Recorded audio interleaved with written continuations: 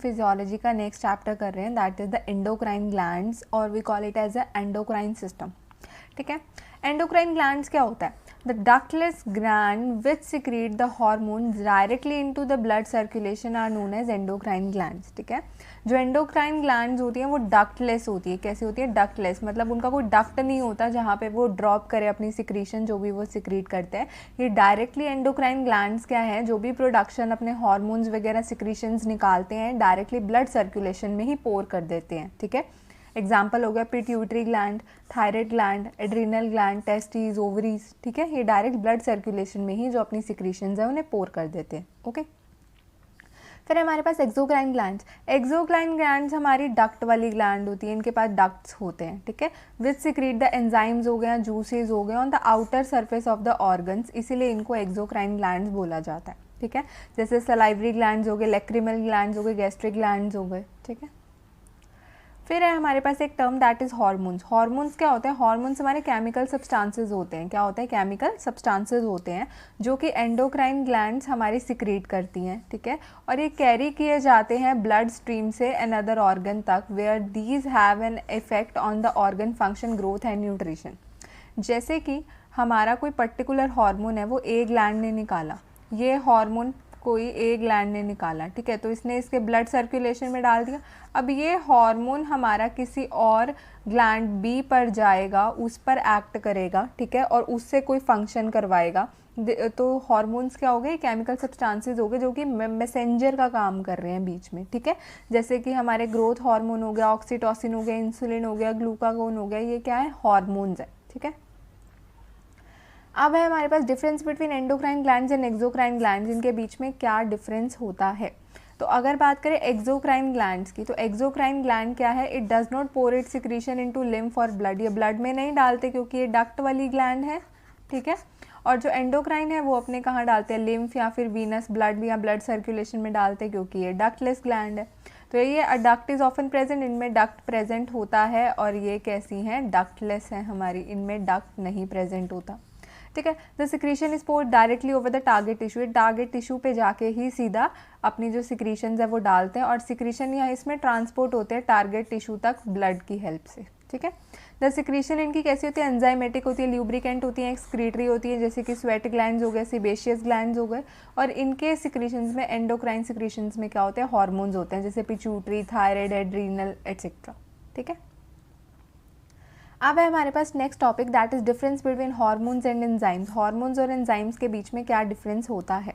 ठीक है, तो हार्मोन क्या है? केमिकल सब्सटेंस है which is formed in one particular organ. Hormone क्या है? केमिकल सब्सटेंस है, पीछे पढ़ चुके हैं। ठीक है, जो कि एक पर्टिकुलर ऑर्गन में फॉर्म होता है, किसी पर्टिकुलर ऑर्गन में ही बनता है, फिर उसे ब्लड स्ट्रीम से कैरी करके किसी और अनदर ऑर्गन तक लेके जाया जाता है इफेक्ट के लिए। ठीक है, वाइल एंजाइम्स क्या होते हैं? एंजाइम्स केमिकल, ये भी केमिकल सब्सटेंसेस हैं जो कि कन्वर्ट करते हैं कम्प्लेक्स फूड मटेरियल को सिंपल में without it self being change. खुद चेंज नहीं होते, लेकिन जो कम्प्लेक्स फूड मटेरियल है उसको चेंज कर देते हैं इनटू सिंपल।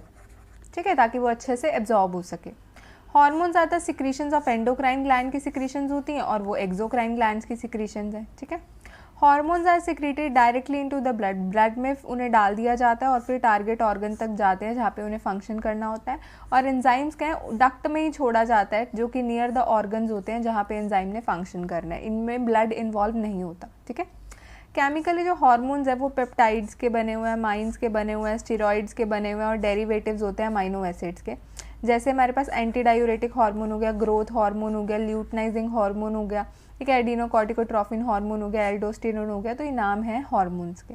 ठीक है, बाकी जो एंजाइम्स है वो केमिकली एंजाइम्स हैं, वो नेचर प्रोटीन नेचर के होते हैं, जो कि काफ़ी सारे रिएक्शंस होते हैं ना कम्प्लेक्स से सिंपल में कन्वर्ट करने के लिए, तो उनमें ये पार्टिसिपेट करते हैं। ठीक है, एग्जाम्पल आ गया पेटाइलिन आ गया, पेप्सिन आ गया, ट्रिप्सिन हो गया, ये एंजाइम्स हैं। ओके, अब है हमारे पास endocrine glands of the body with their locations. मतलब अब कुछ हम एंडोक्राइन ग्लैंड्स के बारे में पढ़ेंगे बॉडी में, जहाँ कहाँ उनकी लोकेशन होती है वो भी पढ़ेंगे। सबसे पहले पिट्यूटरी ग्लैंड। पिट्यूटरी ग्लैंड को हम मास्टर ग्लैंड भी बोलते हैं। क्या बोलते हैं इसे? मास्टर ग्लैंड भी बोलते हैं। क्यों बोलते हैं? क्योंकि ये काफ़ी सारे अदर एंडोक्राइन ग्लैंड्स के फंक्शंस को रेगुलेट करता है। ठीक है। पिट्यूटरी ग्लैंड क्या है, ये सिचुएटेड है हाइपोफिजियल फोसा में, स्फिनॉइड बोन है जो फेस की वहाँ पर प्रेजेंट है, मतलब at the base of the brain, brain के बेस पर पिट्यूटरी ग्लैंड हमारा सिचुएटेड होता है, ठीक है। फिर है हमारे पास थायराइड ग्लैंड। थायराइड ग्लैंड क्या, it is situated in the neck region में। थायराइड, जब पता ही है थायराइड की प्रॉब्लम हो जाती है तो नेक एनलार्ज हो जाती है ना हमारी, तो उससे पता लग जाता है इसकी लोकेशन का, ठीक है। एसोसिएटेड होती है लेरिंग्स के साथ, हमारे वॉइस बॉक्स के साथ, विंड पाइप के साथ, ट्रेकिया के साथ, at the level of 5th, 6th and 8th cervical, 5th, 6th and 7th cervical and first thoracic vertebrae, okay. फिर है हमारे पास पैराथायराइड ग्लैंड जो कि थायराइड के पीछे होती है। These are embedded in the posterior surface of each lobe of thyroid gland. जो थायराइड ग्लैंड है पैराथायराइड से याद रखना, मतलब उसके पीछे है। थायराइड तो हो गया, P फॉर पोस्टीरियर और P से पैराथायराइड, ये याद रखना, ठीक है। फिर है एड्रीनल ग्लैंड। एड्रीनल हमारी कहाँ होती है, किडनी के ऊपर होती है, ट्रायंगुलर शेप की होती है, ठीक है। फिर islets of Langerhans cells, these are found in clusters. ये क्लस्टर्स में हमें सेल्स मिलते हैं, इरेगुलरली डिस्ट्रीब्यूटेड होते हैं। कहाँ सिचुएटेड होते हैं, पेनक्रियाज में सिचुएटेड होते हैं, ठीक है। फिर है हमारे पास पीनियल ग्लैंड। पीनियल क्या है, एक स्मॉल बॉडी लाइक शेप की है जो कि ब्रेन में सिचुएटेड है, below the corpus callosum. Corpus callosum के नीचे प्रेजेंट है ये, posterior to third ventricle of the brain. Third ventricle है जो ब्रेन का, उसके बैक साइड पे, पोस्टीरियर होता है, बैक साइड पे लोकेटेड है, ठीक है। फिर आता है testis in male is also an example of the endocrine gland, ठीक है। ये स्क्रोटम में प्रेजेंट होते हैं, ठीक है, और स्पर्मेटिक कोड से ये अटैच होते हैं।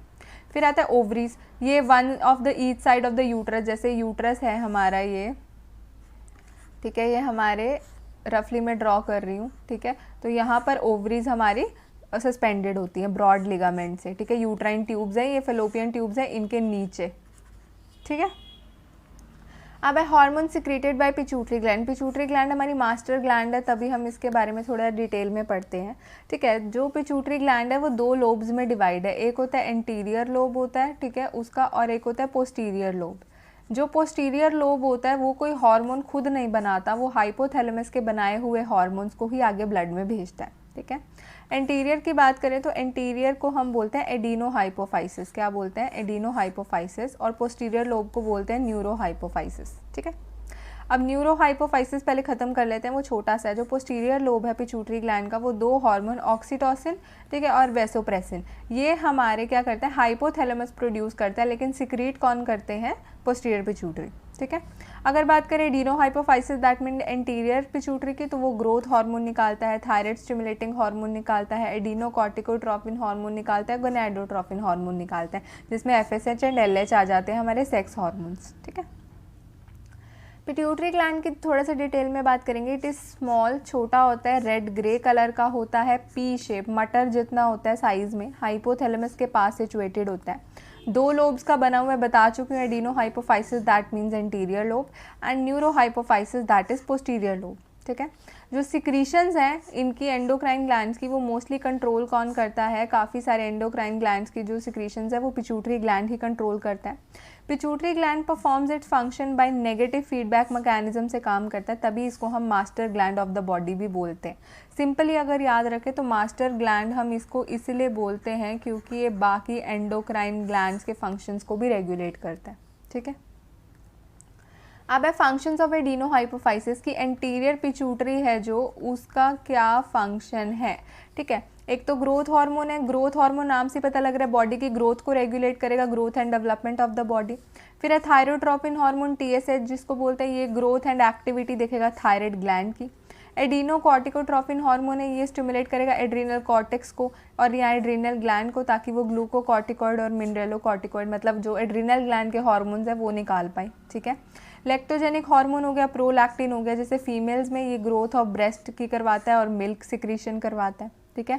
गोनाडोट्रोपिन हार्मोन में सेक्स हार्मोन्स हो गया, FSH फॉलिकल्स डेवलप होते हैं और ल्यूटनाइजिंग हार्मोन से हमारे क्या होते हैं, फर्दर ओव्यूलेशन वगैरह होती है, ठीक है। और सेक्स हार्मोन्स फर्दर सिक्रीट होते हैं, प्रोजेस्टेरोन, एस्ट्रोजन एंड टेस्टोस्टेरोन, ठीक है।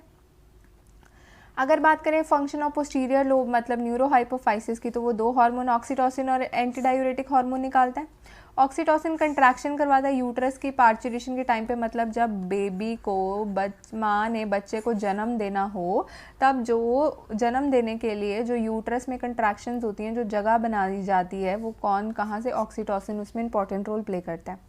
ये मिल्क भी सिक्रीट करता है डिलीवरी के बाद और ट्रांसपोर्ट कराता है स्पर्म्स को यूट्रस को कंट्रैक्ट करके, ठीक है।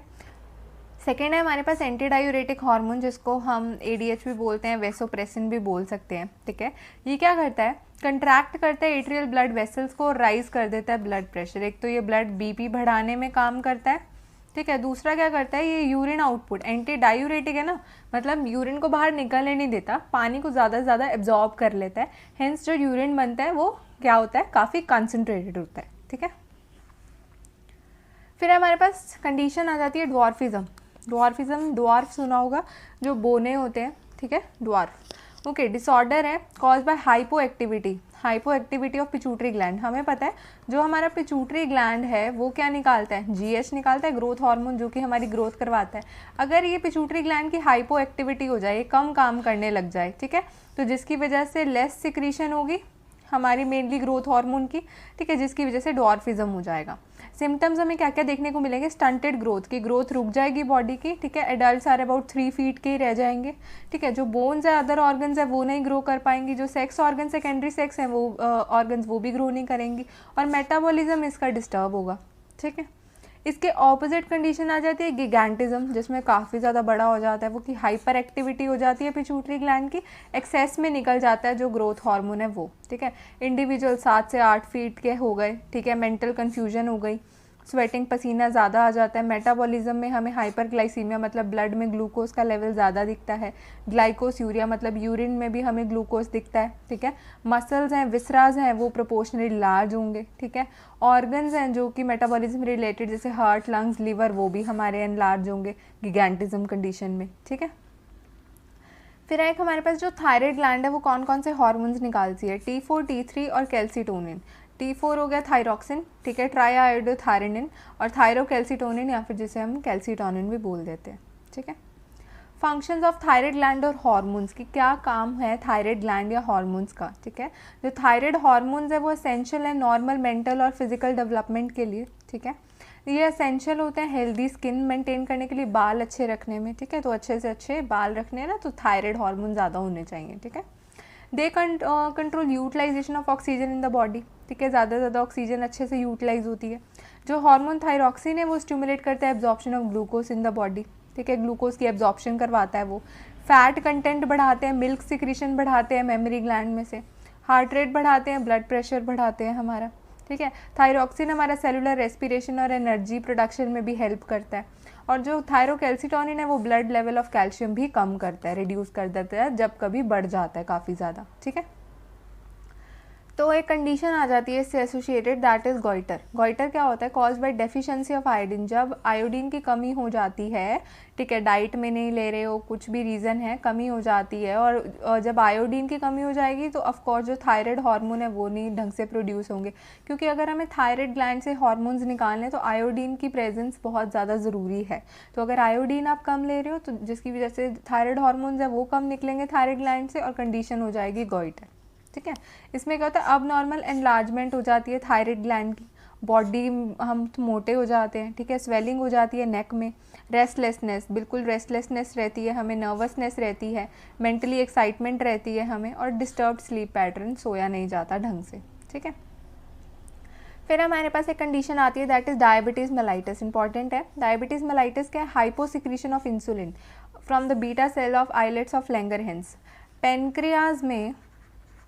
पेनक्रियाज में हमारे आइलेट्स ऑफ लैंगरहैंस होते हैं। आइलेट्स ऑफ लैंगरहैंस में जो बीटा सेल्स हैं, बी सेल्स बोलते हैं जिनको, वो हमारा इंसुलिन प्रोड्यूस करते हैं, ठीक है। तो अगर इंसुलिन की हाइपोसिक्रीशन हो, मतलब कम वो निकल रहे हो, तो जिसकी वजह से ब्लड में ग्लूकोज का लेवल अल्टीमेटली काफ़ी ज़्यादा बढ़ जाता है, जिसकी वजह से कंडीशन हो जाती है नोन एज डायबिटिक मेलाइटिस, ठीक है।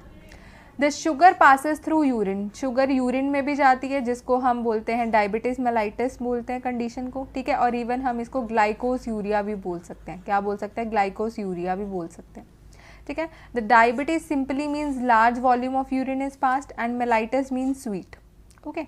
इन डायबिटीज़ मेलाइटिस जो ब्लड ग्लूकोज लेवल है वो एक्सीड कर जाता है normal threshold value, that is 180/100 millilitre, and hence glucose हमें यूरिन में भी पाया जाता है, ठीक है, इतना ज़्यादा हो जाता है।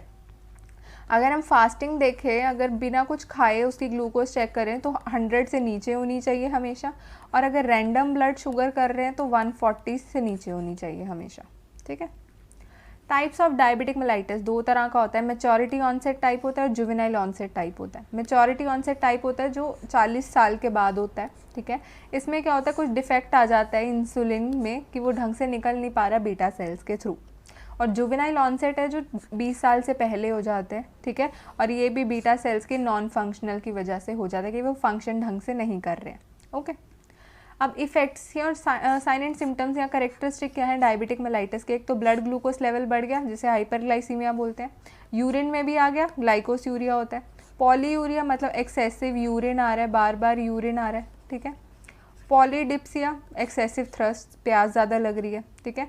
वेट लॉस हो रहा है, ठीक है। डिहाइड्रेशन हो रहा है क्योंकि पानी ज़्यादा निकली जा रहा है, डिहाइड्रेशन हो रही है। वीकनेस रहेगी, रेस्टलेसनेस रहेगी, हाइपर वेंटिलेशन होगी, मतलब सांस लेने में दिक्कतें होंगी, ज़्यादा सांस लेंगे, ठीक है। एसिडोसिस हो जाएगा, स्किन माउथ टंग हमारे सूखे हो जाएंगे, और रेट ऑफ ब्रीदिंग हमारा वही हाइपर वेंटिलेशन हो जाएगा, ठीक है। तो ट्रीटमेंट क्या क्या देंगे, एक तो इंसुलिन इंजेक्शन, जब इंसुलिन की कमी हो रही है तभी तो ब्लड में ग्लूकोज का लेवल बढ़ रहा है, ठीक है। अगर इंसुलिन ज़्यादा होता तो थोड़ी बढ़ता, तो इंसुलिन के इंजेक्शंस लगाएंगे, ठीक है। शुगर कम करवाएंगे क्योंकि ऑलरेडी ब्लड में ग्लूकोज बहुत ज़्यादा है, ठीक है, तो शुगर कम करवाएंगे और एक्सरसाइज करवाएंगे पर्सनस को। ये ट्रीटमेंट होते हैं डायबिटिक मेलाइटिस के, ओके। सो या this is all about the endocrine system of anatomy and physiology. Hope आपको समझ आ गया, एंड या थैंक्स फॉर वॉचिंग।